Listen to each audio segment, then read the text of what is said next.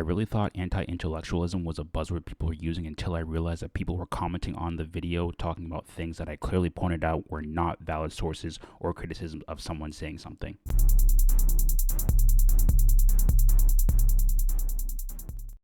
What's up everybody, what's on the mini, back with another video, and this time I'm here to make a reply to a video that I made earlier in the week talking about Asmongold and why he was wrong for saying what he said and not accepting his fault. Before we get started, if you liked the video, please like it. If you don't have to like it. And if you have any comments, questions, or concerns, put them down in the comment section. And if you want to subscribe to the channel and see more social media news like this, don't mind subscribing. But without further ado, let's get into it. You're probably wondering, or not, how we ended up in a spot where I'm making a response video to something that I already covered. Well, let's do a quick synopsis if you don't want to watch the exciting incident that caused me to make this response video. Asmongold put out a tweet saying Somalians have a verified IQ of 68 IQ points, making it a hard fact and saying that it was not racist whatsoever. A YouTuber by the name of the Birdman found this claim to be actually racist in itself, debunked it, and showed all the reasons as to why Asmongold's claim of fact was inaccurate and damaging to put out information like that in the first place. Asmongold then put out a response video to the Birdman's video saying that a lot of his claims weren't as factual as he made them out to be, and tried to point out flaws in his argument as to why his claims about Somalians having a general low IQ were as factual as he made them out to be in the first place.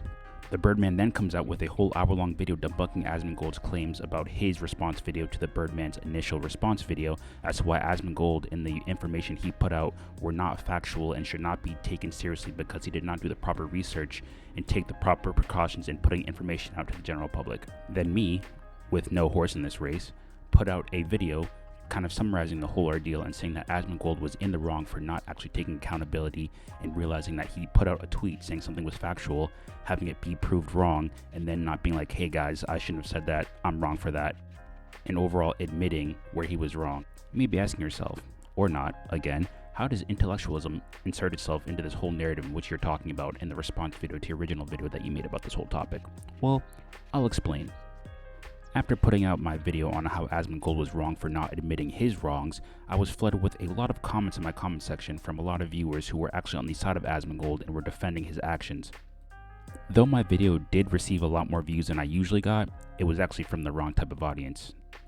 I received a lot higher dislike ratio than like ratio on the video and got over 50 comments from people explaining why they thought what he said had no issues whatsoever. But don't take my word for it. I'll show you some screenshots of what people were saying and what they were trying to defend and what Asmongold had gotten wrong. But before we get started, what is anti-intellectualism? Based on the Wikipedia definition of anti-intellectualism, it refers to a range of attitudes characterized by skepticism, mistrust, or criticism of intellect, intellectuals, and intellectualism. It is commonly expressed as questioning the value or relevance of intellectual pursuits, including education and philosophy, and the dismissal of art, literature, history, and science as impractical, politically motivated, and even contemptible human endeavors. Anti-intellectuals may present themselves and be perceived as champions of common folk, populists against political and academic elitists, and tend to see educated people as a status class that dominates political discourse and higher education while being detached from the concerns of ordinary people. Just to summarize the definition for those who may think that's way too long, it's people who don't take facts seriously, things that have been proven seriously. They don't take information seriously. Now that we know what anti-intellectualism is, let's look at some comments from my Asmongold video that actually prove that some people have anti-intellectual tendencies. A commenter by the name of Flying Trickster 729 decided to write, "One Google search proves you wrong, lol, between 66 to 68. His point is the it is low USA average is 90. That sentence is barely comprehensible and just shows that the type of people that I'll be dealing with in this comment section, but we continue. I reply with, what did you Google search exactly? Where is the main source of this information? Flying Trickster replies with, is a Daily Wire article that blame it on high levels of inbreeding. I go, a scientific research study would be more credible source. They go, Gate, and comes from a two-paper, one written in 2000 from Tatu Van Hounen and one written in 2015 from Richard Lynn. But I will be honest, Mr. Badley probably just used the AI answer on Google search. But my point is that there's information stating those numbers. And I reply with, Richard Lynn is not a reliable source. Please do more research. Birdman actually did a very quick breakdown of Richard Lynn and why his methods of research are not credible for a lot of science, because he publishes his findings in Mankind Quarterly, which is a pseudoscientific journal that is not credible by the scientific community.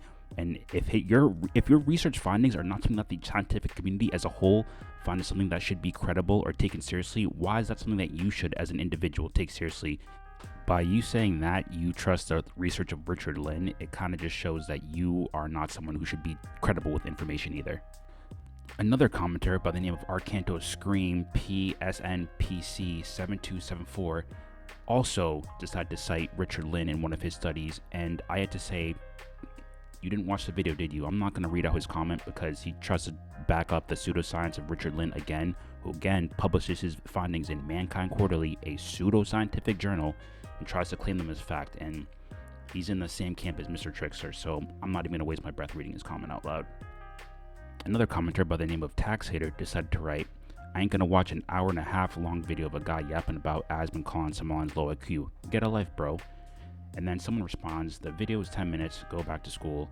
But then he responds, 2:25, read before you talk. And then I say, I think you'd benefit from finishing the video. And he goes, I'm not impartial to do that. And then I say, explains a lot.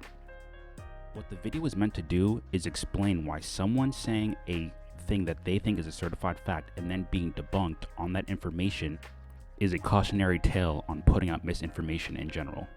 This tax hater guy, though he may not want to watch a whole hour-long video, I understand that, but if he doesn't at least acknowledge the fact that someone was putting out misinformation and has no regard for the information they're putting out, or at least acknowledgement that they had any wrongs in it, I'm going to put up the definition of anti-intellectualism again on the screen, and you let me know if this tax hater's behavior as to whether or not they're presented with information that is inherently wrong and infactual constitutes as them being anti-intellectual, because feigning ignorance of information that is readily available to you and you're choosing not to acknowledge that is the definition of anti-intellectualism.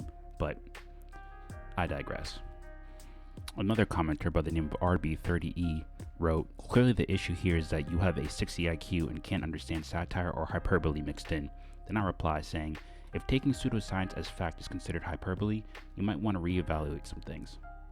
I don't know about you guys, but if a large creator decided to go on a public platform and talk about the intelligence levels of a certain group of individuals, then claim that it's not racist to say that, and then he says it's satire or hyperbole, I don't see the hyperbole there. I really don't, because why would you make such bold claims about a group of people you know nothing about, then claim that it's a fact, but then someone else is here defending you saying that it's hyperbole? Am I missing something here? Because when he said in the tweet, it's a fact, is that satire or a joke? And when people say that, is that how people joke now? If I must have missed something in the past 30 years, because I've never heard someone say it's a fact as a joke or put it on a public platform for all to see. I don't see the joke here. Someone write down in the comments if I'm missing a joke, please. But those were just the comments I wanted to address. There's a few more on this page, but a lot of them are kind of just people who seem to be keyboard warriors for Asmongold and really seem to fall under the camp of not really using the information available to them to try and get to the bottom of something, and just claiming that, yep, 60 IQ, Somalians, yep, it's true, yada yada yada. And it's very disheartening, because the internet can be a dangerous place, and I've spoken about this a few times already, and it's clearly going to be a problem if I continue to cover topics like this. A lot of people choose to stay ignorant and ill-informed. We have one of the most technologically advanced pieces of information at our fingertips at all times that has Wi-Fi connection and access to endless amounts of information from present day to even 200 plus years ago, and people still choose to be ignorant to information that's readily available to them. But I digress. What are your thoughts on the topic? Do you think I'm overreacting and shouldn't really give these people the time of day, or do you believe I'm right to call them out and show that people don't know about what they're talking about and choose to just speak because they have an emotional feeling or sensation towards something? But let me know in the comment section down below, and I'll catch you guys in the next one. Deuces.